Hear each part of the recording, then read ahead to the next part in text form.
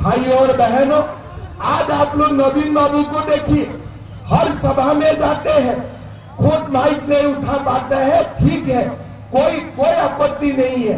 हमारा भी जीवन में ऐसा समय आएगा जब हम माइक उठा नहीं पाऊंगा, लेकिन वो जो माइक है वो पकड़ने के लिए सारे साल को उड़िया में कोई नहीं है क्या?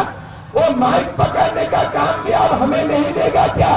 आपने डॉक्टर का नौकरी नहीं देते हैं, इंजीनियर का नौकरी नहीं देते हैं, सरकार में पोस्ट खाली है वो भी आप हमें नहीं देते हैं। कम से कम माइक पकड़ने का काम तो हमें दे दीजिए। लेकिन वो काम भी आप पंडियान को देके रखा है। अरे क्या क्या नहीं देगा? कोई 5T का चेयरमैन बना दिया। 5T का मतलब क्या है मैं नहीं जानता हूँ, लेकिन इतना मैं जानता हूँ 5T का मतलब ठीक नहीं है और गड़बड़ी वाला मतलब ही है। लेकिन आप कम से कम माइक पकड़ने के लिए तो उड़ीसा का युवाओं को जिम्मेदारी दे दिए, ये भी काम आप नहीं देते हो। उड़ीसा का युवाओं को आप कुछ विश्वास ही नहीं करते हो। आपका विश्वास खाली एक व्यक्ति के लिए है और किसी के लिए नहीं है। भाई और बहनों, उड़ीसा का अस्मिता के लिए ये बहुत बड़ा चैलेंज है।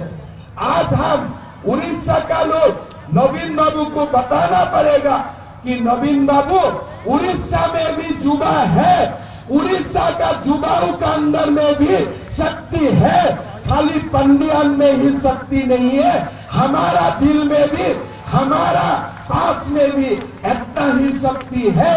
उड़ीसा के लिए हम भी सेवा कर सकता हूँ। लेकिन आज नवीन बाबू सोचते हैं कि उड़ीसा का युवाओं का कोई शक्ति नहीं है, माइक भी उठाने के लिए शक्ति नहीं है, उड़ीसा का युवाओं में कोई शक्ति नहीं है।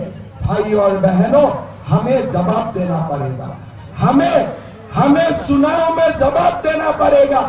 हमारा नौकरी क्यों नहीं होते हैं, हमारा युवा क्यों पलायन करते हैं, हमारा माताओं को क्यों कोई स्कीम नहीं मिलते हैं, चुनाव आने से हमको खाली झूला क्यों दिया जाते हैं, हमारा जगन्नाथ का, महाप्रभु जगन्नाथ का रत्न भंडार का शादी आप कहाँ छुपा के रखा है, ये सारे चीज का आपको जवाब देना पड़ेगा।